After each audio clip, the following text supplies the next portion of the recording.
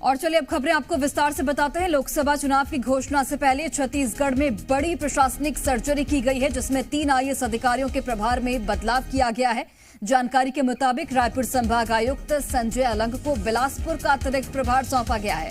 साथ ही शिखा राजपूत तिवारी वन विभाग की नई सचिव बनाई गई हैं।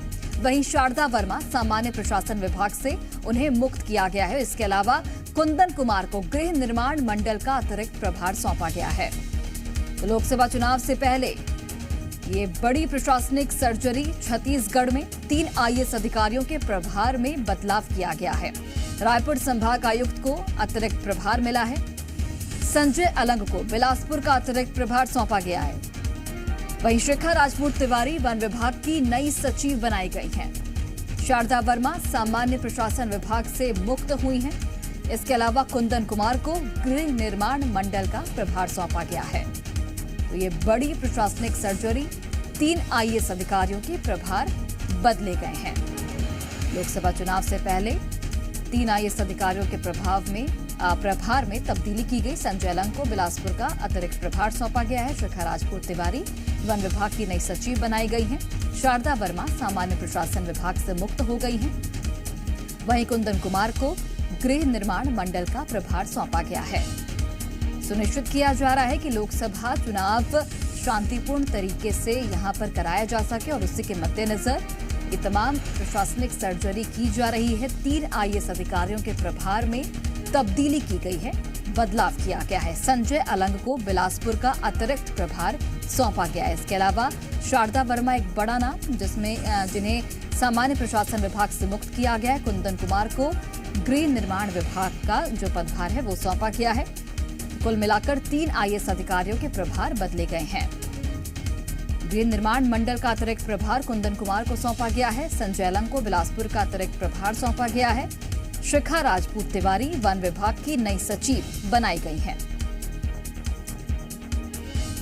तो ये बड़ी प्रशासनिक सर्जरी छत्तीसगढ़ में 3 आईएएस अधिकारियों के प्रभार बदले गए हैं।